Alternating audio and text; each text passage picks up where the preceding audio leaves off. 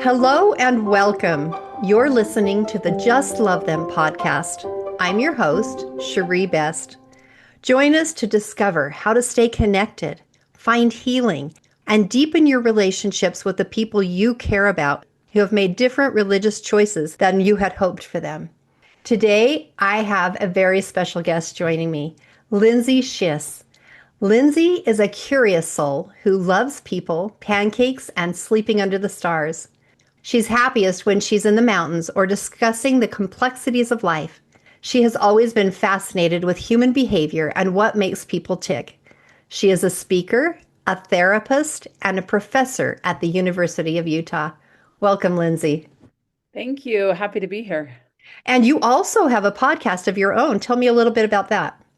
Yeah, so the podcast is called Therapist Question Box, and we have listeners write in their questions. And then I, as a therapist, interview other therapists about their questions. So anything mental health, relationship oriented, we talk about. So, Super cool. Super cool. And Lindsay and I got connected. I'm just going to share a little bit about how we know each other. I went to a National Speakers Association Christmas dinner, and you did too. We happened to sit at the same table and we got talking. And I just felt like you would be a great guest with your expertise to come on and share. You even mentioned that you have helped lots of people on one side or the other of this issue. I just felt like you would have some valuable insight to share with us today. So thank you for being willing to join us. oh, you're welcome. It is an issue that so many are dealing with and that are working through. And sometimes it's in the quiet recesses of our heart that we're going through this, that our loved ones are going through it, that we're experiencing it as our loved ones go through it. And so I'm happy to talk about it. I think it's something that when we understand better, we can show up better. And I believe that. Yes, when you can understand the other person, it just lends so much more compassion and helps the relationship so much more. I've found that to be true in my own life. So you help people on both sides. You've helped people, and they may not be even be coming to you for necessarily that reason, but you've helped people through that grief of having someone leave, and you've helped people who are transitioning. And in light of the audience that I have, what comes to mind is what would be helpful to help them with that understanding. Well, I think the biggest thing to begin with is when someone's leaving or you have a loved one that is themselves leaving or you're leaving, I think it's a couple of things. I really believe it's not a faith problem first. It's actually an attachment problem. And that's why it feels first and foremost so upsetting. So, our faith, whatever faith you belong to, it allows for you to have a couple of things.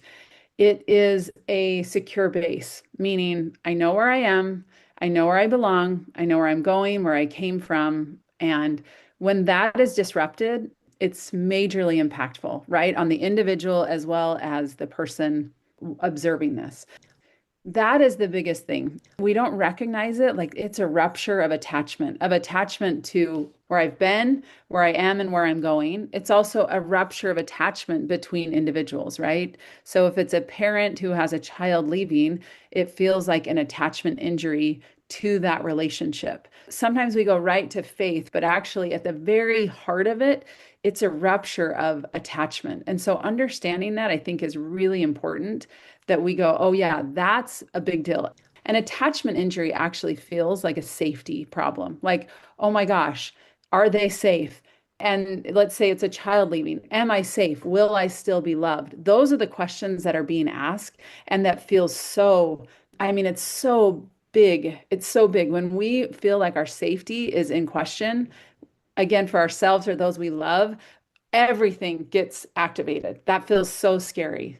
Oh, absolutely. I've never heard it described like what you're saying, and it's so spot on. I've been through this myself. I've had six of my seven children have left the church that I raised them in, and every time was like a new, devastating, fresh wound. But what you're describing, it being an attachment problem and a safety thing, oh, that just feels so spot on. Like it's almost so validating for me to be like, yeah, that's what it is. It's so true. And I think we don't see that. We don't look at it that way. We just think it feels upsetting and scary and for lots of different reasons because it's individual, I would imagine, with all of your six kids. But it really is. I think at the end of the day, we're afraid of losing each other. We just Yes. are. And our beliefs help us stay connected in a way that feels like, oh, okay, I've got you, you've got me, whether it's for this life or eternity or both, it feels connecting. So the idea of severing that feels wildly upsetting. Yes. Yeah, that's such a good description. Yeah. And I think what we have to get clear on too is that there is grief associated with this on both sides. There is just grief from the person that is leaving. There's a grieving of community, a grieving of what I believe, a grieving of my path, my purpose. There's a grieving there. And I think for the people who are loving those that are leaving, there's a grief as well of, again, this is what we had planned on, we had hoped for. That was the path that was laid out. And so there's a grieving. And I think sometimes we jump right to, okay, what should and shouldn't happen and how I should show up. And honestly, Sheree, anytime I hear the word should, I think that is you've got a problem right there is when you hear the word should. In fact, there's a saying, and it's a little bit funny, but it says, when you hear the word should, be careful, stop shoulding on yourself.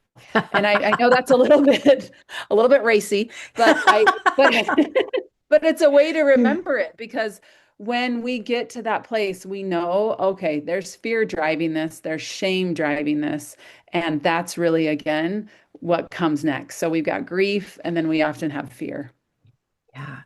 I love that you brought up should because I've taught that before, but it's so I catch still, even though I know that it leads to grief and shame, or it stems from grief and shame, which is why we're saying it.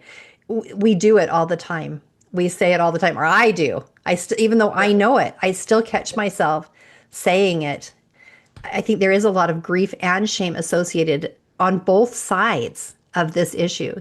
The one who's had someone leave, they're feeling grief, but yes, they're also feeling shame. If only I would have done this different, or if I only did that different, maybe they wouldn't be making this choice. I think you could probably speak better to what's happening on the other side of that issue of what they're experiencing. What kind of grief and shame would the person leaving be experiencing? Oh gosh, it's so much, right? It's this grief of, again, this is my religion that has shaped my entire life. This is the roadmap that I've had my entire life. So to think of that leaving and not having that as a guidepost is really upsetting. There's a grief there. There's also a grief with values, really getting clear, like, okay, I've been taught this is what matters to me from a church perspective, but now I've got to get clear of who am I? What matters to me outside of this structure? There's grieving and this understanding. I think there's also, I would say this is huge of a person that's leaving. I think there is so much fear of I won't be accepted, I won't belong, I Mhm. won't be loved. To feel that, I mean, there is some grief and even that idea that I won't be accepted or loved or there won't be a place for me. And Yeah. then, some of that being realized as is happening. Again, I have compassion on both sides of it because I think as a parent or as a spouse, as a loved one of someone that is leaving, it's also scary. It feels really scary. And we always don't show up in the way that we want to. So, a lot going on there. Yeah. I interviewed a girl a couple of years ago on this podcast, and she had left the church, but she was so afraid that she wasn't going to be accepted by her family that she lived a double life for 2 full years. So she would pretend she was active whenever she was around her family, and then she was living her other life. And she said after 2 years, she just couldn't do it anymore. And so she finally came clean with her family. But imagine how much fear she had to do that for 2 years because she was so afraid that it wouldn't be okay with her family. Sheree, I wish I could say that's unique. I actually think that is an experience that is very common Wow. for those people that are struggling and trying to figure out what they believe, what is right, what's wrong, not living in integrity. And so that's the challenge, right? Living and standing in their integrity feels like also this major loss of identity, of love, of belonging. So you can see why this person you interviewed is like, no, I'm going to just wrestle with this for 2 years because it just feels too hard. And I will say, I would imagine that 2 years for that person was extremely painful to Oh, try I'm to sure. live a duplicitous life where you don't feel like you're honoring really either place. You've got one foot in and one foot out, and staying in that place is really painful. Yeah. So, what do you recommend for the people who are on the side of being in the church, what can they do to help people feel safe? And sometimes, okay, even in saying that, I'm like, sometimes they're not ready to be like, okay, what do I need to do? Sometimes they're not ready. They're so in the grief and the shock and the devastation of their own that they can't really help. But when they get to that place, how can they help that transition for the other So, person? yeah, the first thing I would say is what you just said is honor your own experience, honor your own grief, do some work around your own pain first, because it's really hard to reach out with love and acceptance when we're in pain ourselves, right? It's kind of like if I Right. don't have my oxygen mask on, I can't give it to somebody else. Such a good, yeah, that's a great visual. Yeah, and the truth is we try to do that all the time because we want to caretake and we want to help and we don't want that attachment to be ruptured, right? So I would say that is number one. Honor your own experience first. Do not pretend that it's okay or try to get, we go to anger. If we go to anger, we know, oh, that's a secondary emotion. There's actually something else before that. And to lean in and feel. I mean, to really feel what's going on for you. That's number one. The second thing I would say is to recognize that people don't change when they feel like they're being fixed. They actually change when they feel safe. And I want to be clear, changing doesn't mean coming back to the church, going back to the value system that, you once held, but really getting clear on okay, when people feel safe, that is when there's opportunities. What I prefer to say is a couple of common mistakes that I think are fear-based is what happens. Is we go and we debate doctrine and we say, well, this was right, and why did you think of this? We debate doctrine. We maybe send talks or articles. We try to bear testimony or persuade, or we withdraw inadvertently. I think those are some of the things we do. And when I hear that, it makes sense because we don't know what else to do. But again, I want you just to kind of think about that those are often fear-based strategies. I'm trying to tell you, this is what I think, this is what is right, versus tell me more. Tell me what's going on for you. Help me to understand. What would supporting you look like? Again, Wow, it's those are that old such great questions. It's that old Stephen Covey quote that seek first to understand before we are understood. But we often want to be understood first. Here's the article, here's what you should be thinking, here's what I believe. No. Help me to understand what's it like for you. These are two questions I would tell you, Sheree, are so powerful. What's it like for you? And then listening and just say, tell me more. Tell me Wow. more. That's it. And all of a sudden, it's like, oh my gosh, there's safety. This isn't about my belonging to the organization or not. This is about you see me and you care, period. Those are beautiful. I wish that I would have known those two questions when my kids were leaving the church because I did all those things that you said were fear-based strategies. Yep, I did those. I sure did. And guess what? They didn't work. They No. didn't work at all, and I struggled through. We muddled our way through, and I made so many mistakes. If I had had you to listen to, if I had been able to listen to something like this podcast, oh my word, I would have gotten there so much faster. And I think that's one of the reasons that I felt prompted in the end. Once I finally got to the other side and I figured out some things, not everything, but some things that I felt prompted to start this podcast. But what you have just shared, just those two little questions are invaluable. They're so amazing because fear-based strategies, like you said, I firsthand acknowledge they don't work. They push people the other direction. They make them feel unaccepted and unsafe. Thank you for those beautiful questions. I feel like they're just gold. Yes, you know what? And it's like it feels very simple, right? What's it like for you? And then tell me more. But the truth is, if I'm not okay myself and my nervous system is dysregulated and I feel like, oh my gosh, I'm afraid what's going to happen, I'm going to have a hard time asking those questions and sitting in that Mhm. space with those You are people. right. That's why I say, you know what? And as you're talking, Sheree, I think my heart goes out to you because the truth is we don't talk enough about this. We don't talk about strategies and tools. And we don't like sitting in discomfort. We're not good at it. We're not good at doing it with other people. We're not good at sitting in our own discomfort. But when we can get honest with ourselves and accept the grief that's come with this, then we can hold space for other people. And that's why I say, number one, do not bypass your own experience, because you're not going to be able to hold space for people unless you're in a place where you're honoring what's going on for you as well. And I would just also add, when you're experiencing this and a loved one is leaving a faith tradition, to get really honest about the fact that you probably need to talk to somebody, whether it's a trusted loved one, a therapist, whatever. But I would just encourage you to not make it the person that is leaving.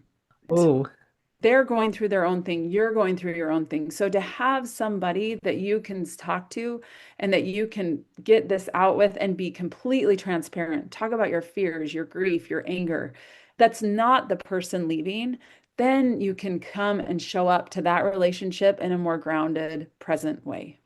I love that. A couple of questions for you. One is you mentioned that fear is a secondary emotion. So I would love for you to speak to what's under fear. And then I would also love to know, as people are working through trying to get through their grief and their anger and all their stuff so that they can come to the relationship from a positive place, what is something that you would recommend as a good starting place for them to start healing themselves so that they can be better in the relationship? Oh, that's such a good question. Okay. Almost always under fear, you are going to find a couple of things, and it's at least one of these. There is pain underneath. So if in this situation, I want you to kind of think about, okay, what is under fear is secondary. There is often sadness and there's grief. And I want you to think about, like, okay, sadness. What are we sad about? It's the threat of this person's eternal salvation. It's the threat of a family unit that you have envisioned in your mind. There is sadness around that first.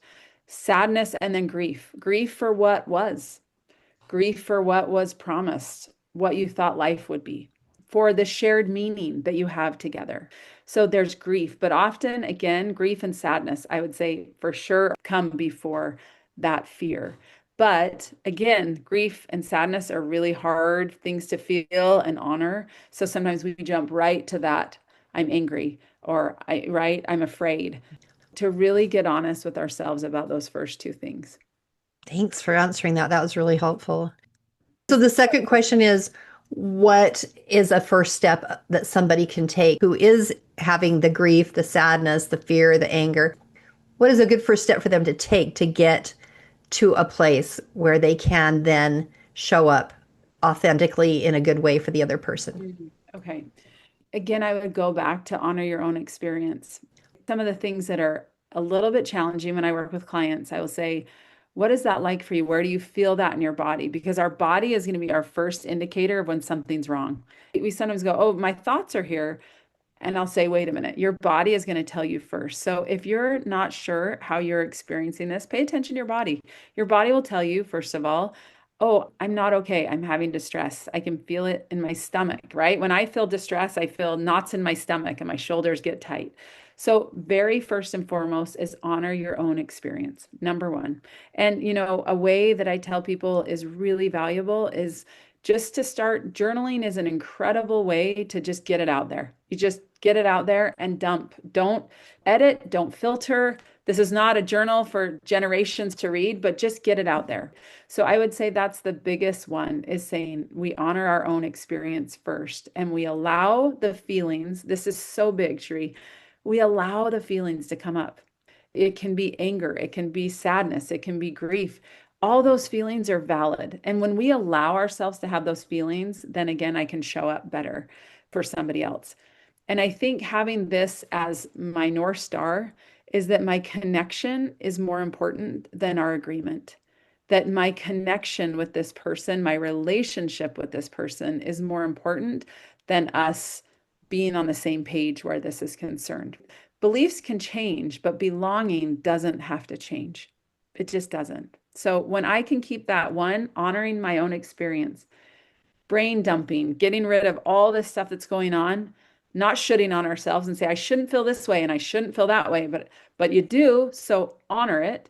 And then recognizing as my North Star, what matters most is my relationship and my connection with this person. So good. I'm just taking notes as you're talking because it's so true what you're saying. I remember when my last child left the church, and one day I was home alone, which I was hardly ever home alone. Big family, you don't get to be home alone. But my last child had left the church. She'd moved out. So I had this bedroom that was now going to be repurposed. And I'm taking everything off the shelves of the closet. And I come across this box of their baby stuff, their baby blankets and their little teddy bears. And as I opened the box, it's almost like I feel like I had not been honoring myself. I had kept stuffing all those feelings in, just try to manage, just try to get through the day. Like I wasn't taking it out and looking at it. I wasn't doing the journaling. I was shooting all over myself, and I wasn't recognizing what mattered most. I really wasn't. As I opened this box, it was almost like I couldn't keep those feelings inside anymore. Like the dam broke loose, and I literally just wailed like so hard, just crying from the depths of my soul. It was such a painful experience. But I was home alone, so I didn't have to hold it in. And in the middle of all of that, and I've probably never cried that hard in my entire life. Mm. And in the middle of all of it, my youngest daughter comes home. No, I was crying so hard I didn't hear her come into the house. But all of a sudden the door opens and there she is. And she's thinking someone's died. Because I am just like a complete mess, wailing my guts out. And so I had to explain to her I couldn't hide it. Like I was in such a raw place. I couldn't hide it. And so I did. I just told her what was breaking my heart. And I felt so bad because I could see in her face that it was hard for her to know that she was causing me pain. But it Mm. didn't change anything. It didn't change her course.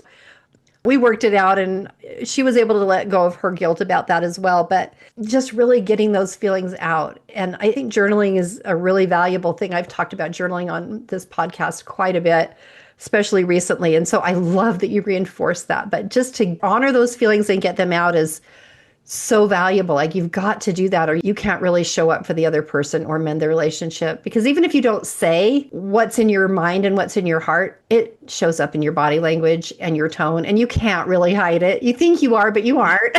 Isn't that the truth? And our people they're amazing detectors, right? They're like, oh no, they know you and they know what's going on for you, right? And it Yep. shows up. Your story, Sheree, is really tender because I think that story is not unique. There's a song, and one of the words is sorrow that the eye can't see. Yeah. And I believe that this encapsulates that sorrow that the eye can't see. Like this is in the recesses of our heart. It is foundational to, again, the relationship and what we thought was going to happen. And I'll be honest, as you said, she came and saw you in there and you couldn't hide it from her. I thought, you know what? That's actually a gift too. And Mm. it's not about changing course and it's not about her feeling guilt. It's not about that. That actually, I would imagine, was an extremely connecting moment for both of you because, again, you get to have your own experience around her leaving and the pain associated with that. And again, I think when we can honor ourselves, we can show up better for others, as we said. And also, part of that, it isn't all roses and pretty and buttoned up. I mean, it can be hard. And I think if you can say, you know what, I'm having a hard time, that doesn't change your love for your child, your showing up for them, but it just is real. And again, that's what connects us. That's what, again, bridges those attachment injuries is it's like, no, I've got you, you've got me. We're still connected. We still love each other despite these differences. Connection is what is the balm. It's not about correcting, it's connecting. And if I can get honest with that and allow myself some of those vulnerable moments, right? I say journaling and I call it brain dumping because I'm just like, I have a notepad by my bed. I tell my clients to do the same thing. And I just say, just write or voice memo. I will go out on my phone and I'll push record and I'm walking, which is actually really helpful to activate both sides of your brain. Ooh. And I just record and I let it rip. I don't care who's listening. I mean, no one's listening. I'm out on a walk by myself, but I am like, this is not for anybody else, but for me to get it all out there with no shame, no judgment, just get it out there. So good. So good. I didn't realize that that experience I shared with you could have been healing and connecting for us. I hadn't really thought about it like that. I was more thinking I just made her feel guilty. Mhm. But I look back now and I'm thinking, actually, that kind of was a turning point in our relationship. I had not thought about that until this very conversation. Wouldn't it be great if I could just say, I'm having a hard time, and my little girl could say, I'm having a hard time too? We could just hug each other. Absolutely. And you know what, Sherry, I bet that's exactly what was happening. She Yeah. saw your pain, she's in pain, and you can just show up for each other in love and vulnerability. Yeah. Period. What And it's what you about. said is right. Like this, it's not going to be all buttoned up and pretty and packaged. It's going to be messy. It is messy, but it's worth figuring out your stuff and going through it so that you can love the other person and them too. Like they got to do their side and they do their own side at their pace and we do our side at our pace. It's worth the effort to heal and keep the relationship. Absolutely. I mean, again, you can disagree and still deeply love. I heard it said, and I'm trying to remember where I heard this, but I believe it was of the client. They were talking about their child leaving and saying, I still I'm of course still gonna love them. And I thought, oh my word. Are we serious? Like, wow, that was in question ever. Like that was, and I think it's remembering ourselves like, wait a minute. Of course I still love this person. Of course the relationship still remains. This is a difference of choice, and we want people to have choice. We believe in agency and choice, but this doesn't need to rupture relationship and love and connection. It just doesn't. Yeah. And that old thing that you hear about they were kicked out of the family or they were, the parents never talked to them again. That still does happen today. I talked to a woman not that long ago whose parents disowned her because she left the church. I mean, I have a very strong opinion about this and it is an opinion, but that is not okay. That is not Mhm. okay. We do need to still love each other. Like what you said, we can disagree and still deeply love. That's the right thing to do.